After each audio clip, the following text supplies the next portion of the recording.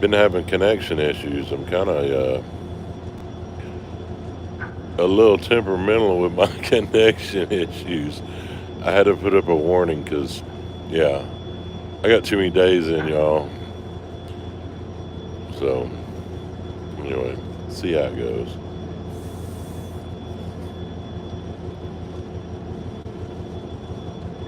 I don't, yeah, on the replay, I'll definitely, if I don't go to cuss too bad, I'll change the title up on replay. But, yeah, had me pissed. You know, when you're somewhere where you should be getting a good signal and everything says you got a good signal, and two tech giants can't be lying to me, can they? AT&T and Verizon? No, surely not. Anyway, just pissy. And really for no good reason. I mean, it's not, we've got actually pretty good signal. Just because I can't live stream in 4K, I get pissed.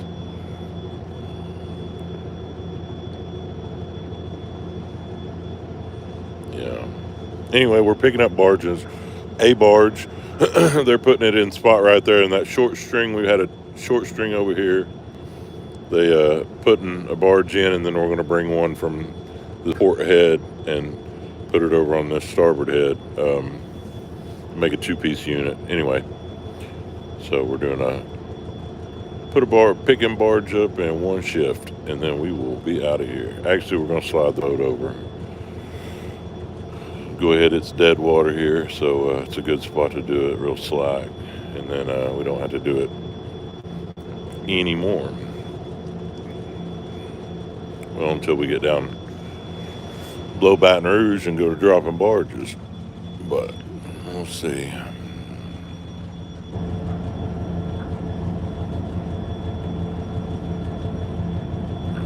Yeah. I had a whole slew of things I was going to show and talk about, but I get frustrated with with my connection issues, and yeah, did a little temper tantrum by myself for a second. The phones didn't go in the river though. Yeah, I get that. Somebody says no worries about language, it's my channel, but man, I kind of I don't really make these for anybody except for myself and like my kids and grandkids. I mean, those are the people I think of, and I think about my grandkids going to watch this, and I kind of, anyway.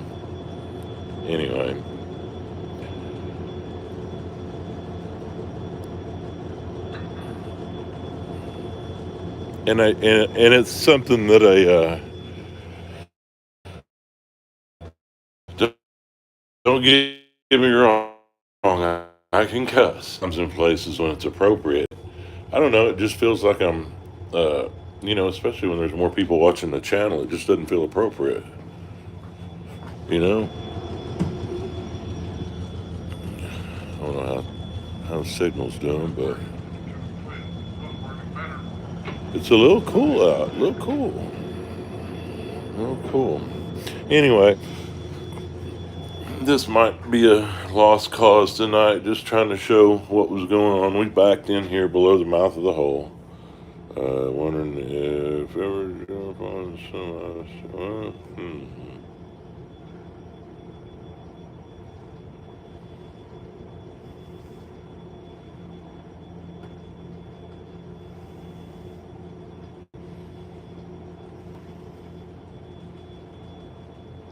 Yeah, I get that. I'm somebody's talking about the cousin. I get it. I mean, each to their own. I grew up with, cursing was not a problem, and very educated folks. It wasn't about that. It's just, every now and again, if you don't have to, it's kind of, yeah, I don't know. Y'all are gonna get me cussing.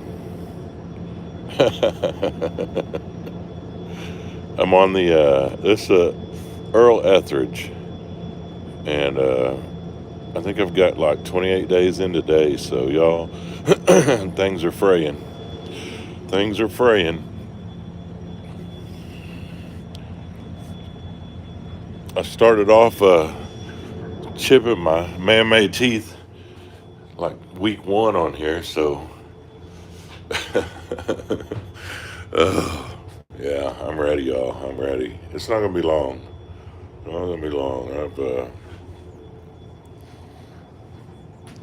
My days are drawing close to an end for this trip. It's getting close.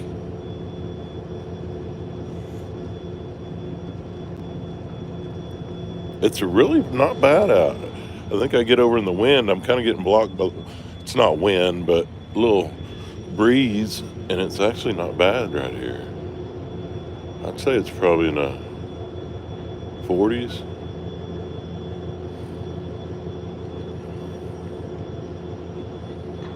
But I wanted to hear stuff. I like hearing be outside and hear. I didn't want to sit inside on live stream. I wanted to actually try to catch some of the sounds. So the connections issues threw me off. It really did throw me off. I was going to sit in there and do a nice little Q&A on the couch right in there, but it seems like when I go inside I lose signal. So I don't know. We'll just roll with this for a second.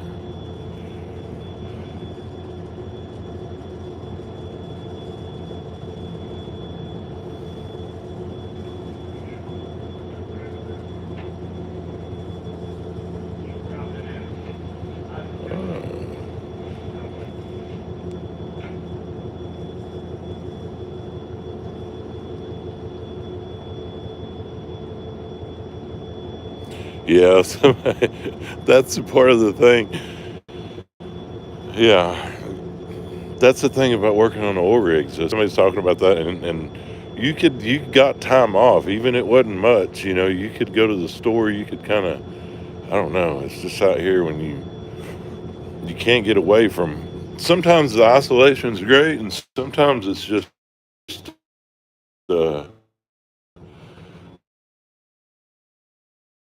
I'm ready to go meet my new grandbaby. I've got a granddaughter. Was born on the 9th. I'm ready to go see her. That's my big thing. So I'm anxious. Already setting plans, y'all, so it won't be long.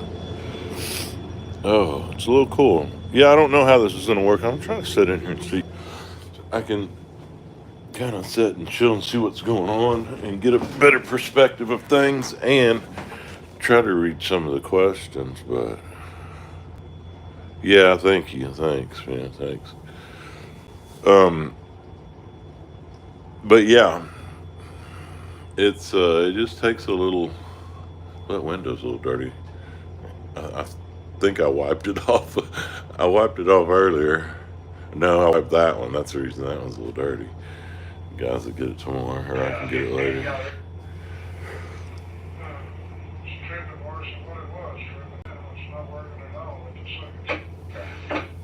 Anyway.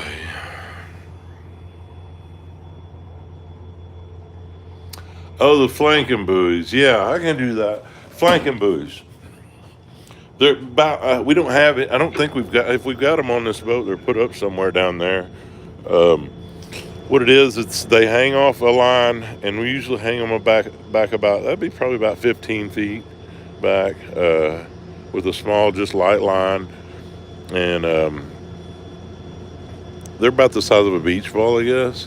But what they do is when you're going down the river and say you're going to flank, well, you need to be at current speed when you're flanking. So what those flanking buoys do is it gives you an idea of what the current's doing in relation to the boat. So basically, if you're going down the river, they're stretched out back behind. So, you're obviously going faster than the speed of the current. When you are stopped, say I'm stopped right here, actually not on this side, it wouldn't be, but I'm stopped. If we were stopped and had a flanking buoy right here, it would be hanging down that way because the current's running that way and we're stopped. So we're obviously going slower than the speed of current. The ideal thing on a flank is you want to get down to the speed of current. You want to get at current speed or that's a generality. I mean, that's a general deal. It's, you adjust your speed quite a bit to do things in the turn, but you get it floating right alongside or a slack line, then you're at current speed. How far south on the Mississippi do you run? Myrtle Grove is usually as far down. This trip we've got orders to go to Myrtle Grove. It's about 50 miles south of New Orleans. I've run all the way down to mile 13 on Southwest Pass. That's like you're in the Gulf at that point. You've got Lil B strips of land. That's it. It's way on down there. Yeah. I've been to St. Paul City Front to Southwest Pass, so I think that explains the flanking buoys.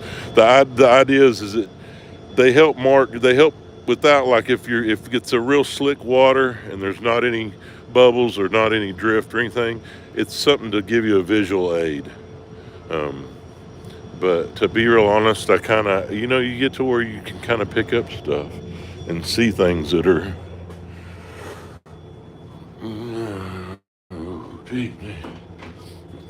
You holler, Dustin? No. All right, stand by.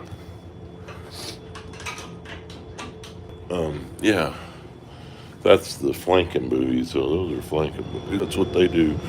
We don't. I don't know. I don't want to say that it's to be real honest, on some of the bigger tows, like if you're out, 35 to 40 bar, when they're out further out away to where the wheel wash doesn't affect them that much. And even the wheel wash doesn't, if you get slowed down and you're flanking around a turn, they help. But it's really something that, I don't know. I mean, it's at this stage of my career, it's something that I don't use, and a lot of the guys that I work with, we don't use them, and it's not because we're trying to be, I don't know, they get tore up. What happens is we back in, we stop a lot, and if they get, if we leave them out, the guys don't get them, they get tore up. And so, yeah, it's just, I mean, why tear up something you don't need?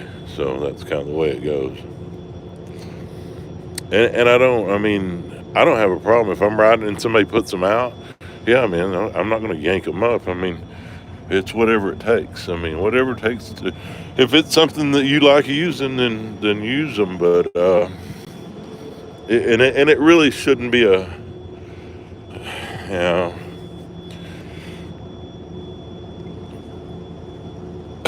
they're called training wheels sometimes, so there's that. But that's really kind of, I didn't even want to say that, but yeah, anyway. They're a very good tool. They're a very useful tool at certain stages of my career. I don't know, I'm going to say that, but size toe, I might get on a 8-wide toe and throw them on. I don't know. It's just something I don't use.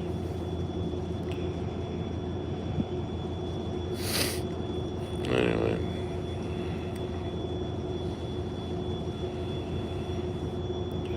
Sorry I'm not reading comments. I got my hands in my pockets. It's a little cool out.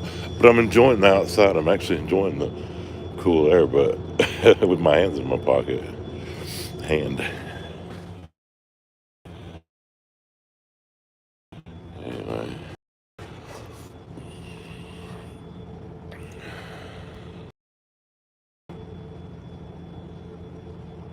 Biggest tow I've been on, and I've been answering that a lot. 63 barges.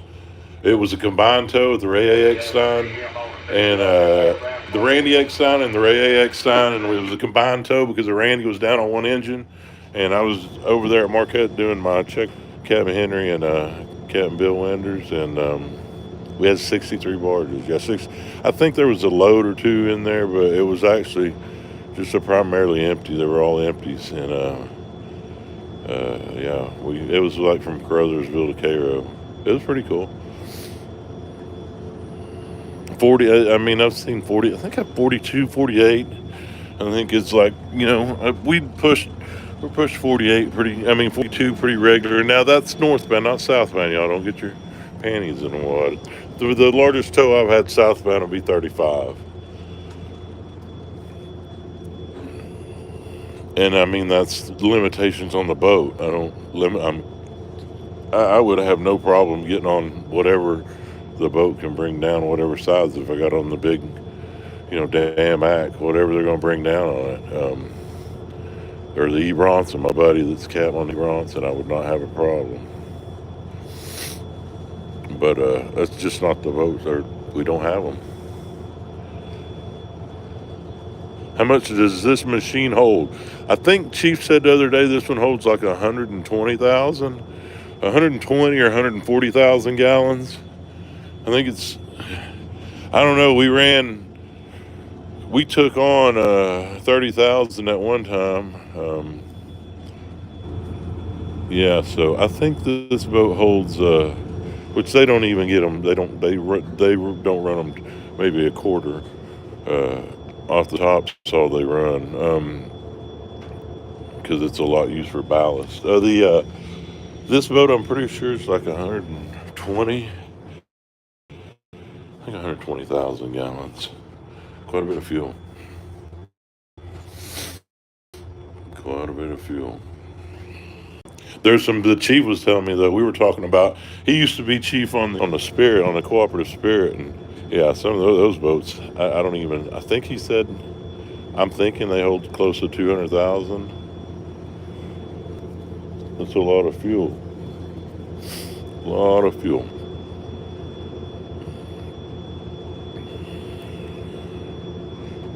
But I imagine those big boats can burn 10,000 gallons a day on a hard shove northbound. So there's that. I don't know. I'm assuming. Usually you figure on a hard northbound shove, 24-hour hard northbound shove, it's a gallon per horsepower is usually kind of I don't know. And y'all got to remember, I'm not an engineer, so we're getting way out of the realm of my expertise at this point. We start discussing engines and what they burn. I mean, I do how to run the least amount of fuel running north and south, but that comes down to driving.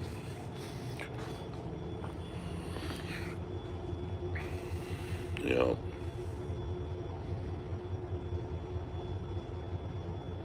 Yeah, they can take fuel from we can take fuel from either side. Yes, I do know that.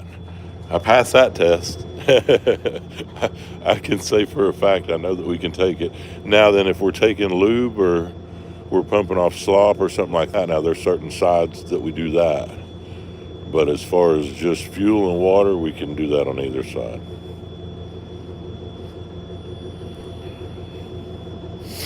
Yeah. See, I got back in a good mood again. I'm going to go change the title. Grain, somebody asked Myrtle Grove. We're going to the grain terminal. Grain terminal.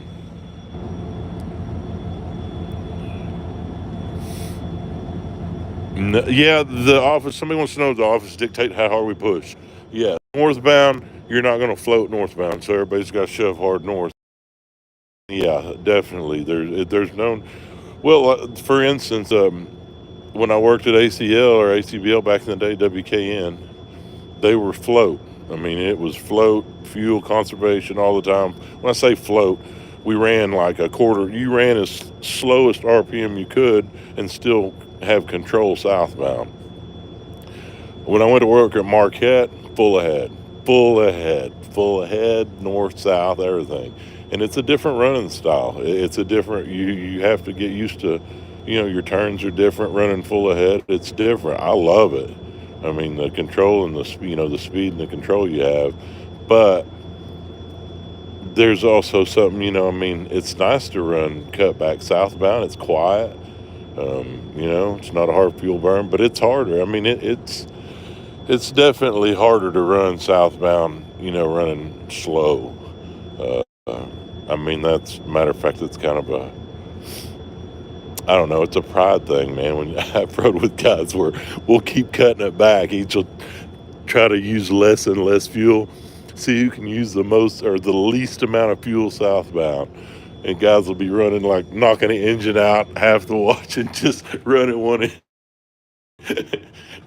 in clutch. Oh yeah, it happens. There's competition out here. that are separate companies, we still have to work together. We meet each other. We have to.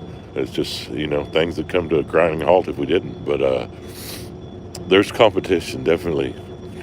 I mean, like I say, it's hard to compete with one boat against another. It's usually the guy that's on the other watch. And even that, you can't really, as far as making miles and stuff, because you're running different stretches at different times, and there's all that. But, oh, yeah. I'm racing myself. I mean, just saying that, I race certain times and speeds and stages of river. Oh yeah, I got a Mid-South, a Jenny S. We were talking about the Jenny S the other day. Somebody said on there, we were talking about Mid-South. Well, if you knew Ronnie, that's my poor Captain Ronnie. You know Ronnie. Yeah. And we were talking about Scotty. We was talking about a bunch of Mid-South folks the other day. Some good names and memories. I didn't work over there, but I knew a lot of them. And when I worked in the office at WKN, Scotty and we dealt with each other quite a bit. So, yeah. That's cool. That's neat. Yeah, there's boats names and names and stuff like that spark memories. It's kind of neat. Chief and I have been talking about it. What company I work for now? Western River's Boat Management. Charles Strait Company. Strait family owned. We are a Strait company. Western Rivers.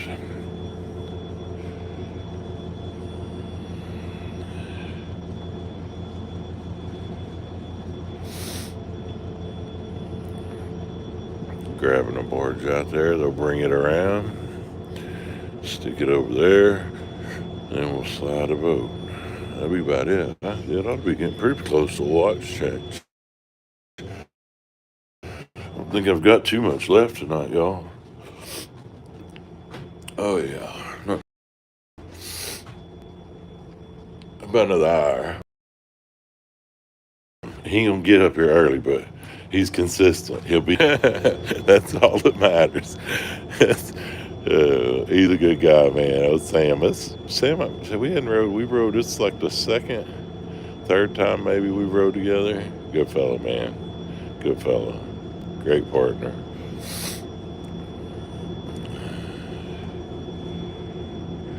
Charlie Kessler was the captain. Yeah, Tim, you're throwing out some names now. Yeah, Scotty hired you. Yeah, we were talking, I'm reading names off the chat, so on replay, that'll kind of sound odd, me just bringing up random names, but it's talking about Mid-South. Yeah, Tim Williams, the chief on here. He worked ARTCO, I'm pretty sure we were talking he worked Mid-South. Yeah, I know it, because we were talking about the Gurley Night. We were talking about the Gurley Night, and I can't remember what other boats we were bringing up. The cook, Barb, and I were down there today talking. We got talking about some Quint Harris days and some old B&H stories, and yeah, it made me feel old.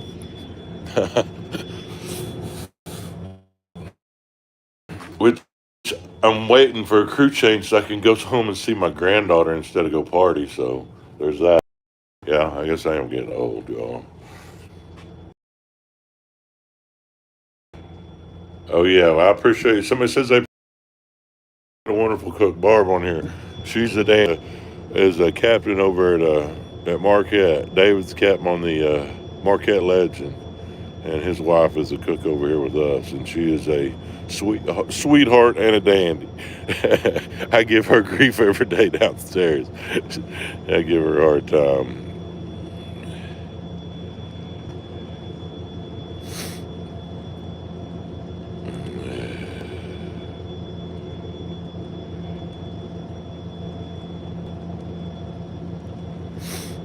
Let's see, they're bringing that barge around. Brought it from that head over to this head, and they'll have it set over there. Yeah. Not too exciting tonight. That's the way we like it. We like boring nights on the river. Boring and uneventful is is best. Yeah. You learn to embrace boredom. Embrace boredom.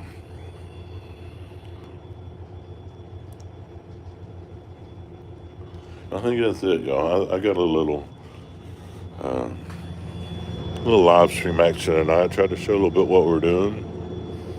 Got a little description of flanking buoys. Brought up some memories, some good old names of some great folks. Yeah, man. And some of you fellas that are bringing up some of you, I know some of y'all are some retired folks, man. I hope you get to enjoy a little bit of this. I know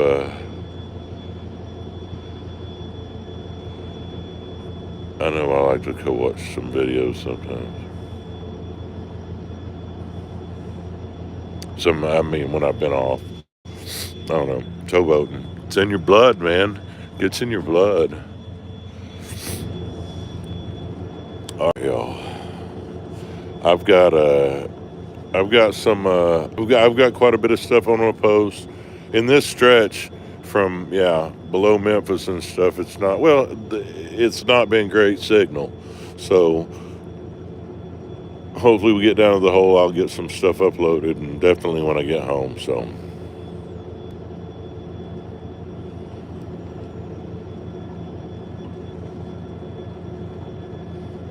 All right.